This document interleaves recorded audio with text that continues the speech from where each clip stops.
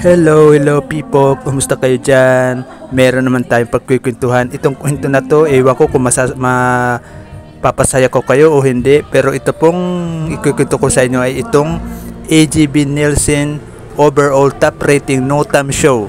Ibig sabihin people, ito yung pangkalahatan na pinanonood natin sa telebisyon. Kayo na nandito na ipapakita ko sa inyo, ito yung top 10 lamang po. Top 10, opo, kasi 30 ito eh. Pero ipapakita ko sa inyo kung ano ang nasa loob ng top 10 na TV show na nasa kasama ng AGB Nielsen Overall Top Rating No Time Show. Okay. Dito hindi nakasali ang EET ng TVG, hindi nakasali ang Itbulaga, at hindi nakasali ang It's Showtime. So, ano yung mga TV show na nasa top 10 ng AGB Nielsen Overall Top Rating No Time Show? October 4, 2023. People, makinig. Basahin nyo ang screen. Nangunguna dito ang 24 oras na nakakuha ng 15.8. Ito yung pinangungunahan ni Milchanko. Mumangalawa ang Batang Quiapo AFFPJ na pinangungunahan ni sino tong artista na to? Pogi to eh. Nakakuha siya ng 15.5%, so 3% lang naging pagitan. Pero nung last October 2, 2024, ang Batang Quiapo ay nanguna ito sa AGB Nielsen. Pero ngayong October 4 ay pumangalawa na lamang po ito sa 24 oras, pero mataas pa rin to, nasa top 10 siya. So ang Batang Quiapo nakakuha ng 15.5 audience share, 15.5%. Pumangatlo sa pwesto. Ang pumangatlo sa pwesto ay Abot Kamay na Pangarap. Nakakuha ito ng 11.6. Dito si Carmina Villaruel ang kasama dito sa palabas na to. Pumangapat na pwesto, Maging Sino Ka Man, nakakuha ng 11%. So ito yung tambalan na Fortaleza sa David Lectueco. Ito yung sikat sa Maria Clara, naging magandang chemistry nila. Parang ito yata yung pinanood ng mga tao sa Maria Clara. Kasi ako nung manood ko yung Maria Clara, napansin ko ang chemistry ng dalawang to eh. Pumang-5 sa pwesto, Ang Magandang Dilag ni Harleen Budol. O biruin mo yan, naging kasama pa sa top 5 ang kanyang show kahit masyado siyang controversial, kahit masyadong negative ang kwento sa kanya. Ang kanyang Magandang Dilag ay nakakuha siya ng 10.6. Pumang-6 sa pwesto sa overall top rating ng AGB Nielsen No Time Show, Family Feud ni Dendong Dantes. Nakakuha ito ng 9.7. So hindi naman nakakalayo yung mga points nila. 9.7 audience share, 9.7%. Pumang-7, Love Before Sunrise. Mukhang hindi ito ko kabisado ko sa mga karakter dito, pero nakakuha siya ng 8.6. Pumang-7 siya. Pang-8 sa pwesto, parang honor lang parang first honor, second honor, The Iron Heart. Ito yung kay Richard Gutierrez. 8.3. Nakakuha siya ng 8.3% audience share. Pang-9 na pwesto, The Missing Husband. Nakakuha siya ng 6.9% audience share. Ito ang number 10. Nakapasok siya. Hindi na ako nagtaka dito kasi ang starring nito ay si Joshua Garcia. Unbreak My Heart, 6.1%. Yan po ang top 10. Top 10 people ha. Huwag natin pilitin maging top 20, pa top 15, top 12. Hindi po, top 10. Kasi kahit sa ang larangan, laging top 10 ang pinagmabasihan.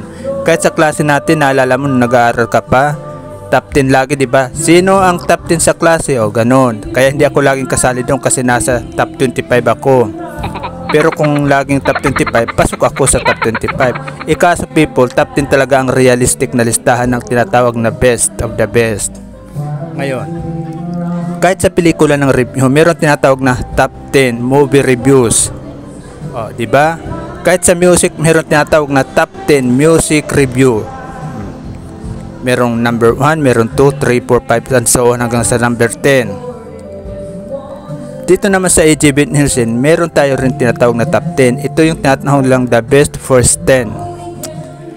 Ngayon, itong the best first 10, hindi dito nakasali ang paboritin ninyong noon time show na Eat Bulaga, E80 ng TVG at saka It's Showtime nila Vice Ganda. Hindi po nakasali sa top 10. Kung gusto niya malaman kung ano ang posisyon nila sa AJB Nielsen No Time Show Overall Top Rating October 4, 2023, ito ang A80 ay nasa number 13 na pwesto. Nakakuha lang ito ng 4.3%. O mababa people. Tapos ang Eat Bulaga ay nasa posisyon na number 17, nakakuha ng 3.4%. Sunod ang It's Showtime ay nasa number 20 na posisyon, nakakuha lamang ito ng 2.8% audience share. So mababa ang mga nakuha nila sa mga audience share na sa AJB Nielsen, ano. So pero napansin nyo, ito ipapaliwanag ko pa rin sa inyo, kahit hindi sila nakasama sa top 10, itong tatlong noon time show, maraming advertising pa rin ito, hindi nawawala. Kung akala nyo ang E80 lang ang may advertising, meron din advertising na pumapasok sa Eat Bulaga. Marami. Bawat break nga halos pumapasok sila ng mga 28 na commercial ads. Bawat break yun ha, kung nakakalimang break sila o ilan yun. So, hindi sila malulugi. Kagaya ng binabalita ng ibang mga vloggers na nalulugi. Hindi po. Hindi ko lang kabisado ang It's Showtime kung may ads na pumapasok. Siguro naman meron. Hindi lang siguro kasi marami ng Eat Bulaga at saka ng A80. Ngayon, itong tatlong noon time show na hindi nakapasok sa top 10, hindi ibig sabihin na wala silang audience. Nagkataon lang na ang kanilang share na nakukuha sa audience share ay hindi kasing taas na nakukuha ng ibang palabas na telebisyon na kagaya ng 24 Oras, kagaya ng Batang Quiapo, at kagaya ng Abot Kamay ang Pangarap, kagaya ng Maging Sino Ka Man, na nakakakuha ng mga audience share. So hindi ibig sabihin nun na wala silang advertise na pumapasok, hindi ibig sabihin na walang nanonood sa kanila. May nanonood at maraming nanonood. Kaya nga yung mga producer ng mga TV show, hindi sila masyadong nagfo-focus kung sino ang nasa top 10 eh. Hindi sila nagfo-focus sa mga rating. Sige lang sila ng sige kahit hindi sila mataas ang rating, kasi may pumapasok na advertising sa kanila, may pumapasok na ads kahit hindi sila makasama doon sa patataas na top rating. Kasi ang show naman hindi tungkol sa top rating eh. Kung ang isa kang producer, ang hanap mo ay hindi rating kundi magandang plataforma lang at alam mo na mayroong audience at nakakakuha ka ng fair na audience share, ipagpapatuloy mo yan kahit hindi ka kasali doon sa matataas na rating. Kasi ang show naman hindi tungkol sa ratings eh. Ang show tungkol sa magandang ino-offer mo sa mga tao.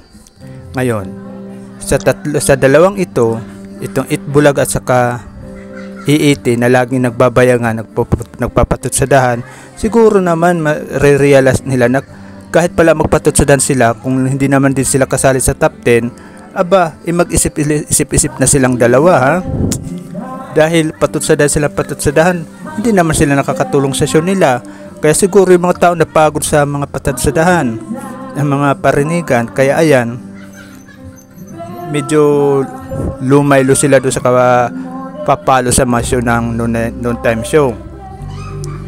Ngayon, people, dahil hindi sila kasali sa top 10, ang ibig lang sabihin nito ay pag hindi sila kasali sa top 10, ibig sabihin lang nito ay hindi nila nakukuha ang mas malawak na audience share na nakukuha ng ibang TV show kagaya ng 24 Oras, kagaya ng Batang Quiapo, na ang Batang Quiapo ay napakalakas talaga, sobrang lakas, marami yan nanonood, talagang pinupuntahan ang TV5 dyan para panoorin. Partida ha, partida, hindi yan noon time show. Isa yan blockbuster na programa na naka-post doon sa TV5, hindi ng ABS-CBN. Pero nakakuha siya ng audience na mataas, 16.5, at lalo na ang 24 oras. Yun ang ibig sabihin ng AJB Nielsen TV No-Time TV rating. Kung ano yung overall na performance ng mga telebisyon pagdating sa mga audience share. Hindi po ibig sabihin na the best ang kanilang show. Ibig lang sabihin malaki ang nakukuha nilang audience share sa market. Kung ilan ang nanonood, ilan nag-i-stay sa kanila. Kaya kung hindi man nakasali ngayon ang EET at ang Eat Bulaga at It's Showtime, better luck sa next time. Pero kagaya ng sinasabi ko people, ang show hindi po tungkol sa rating.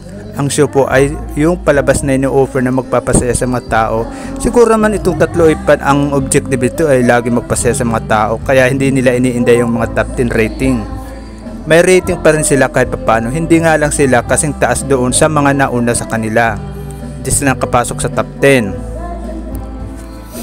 So people, salamat sa panonood. Next time ulit.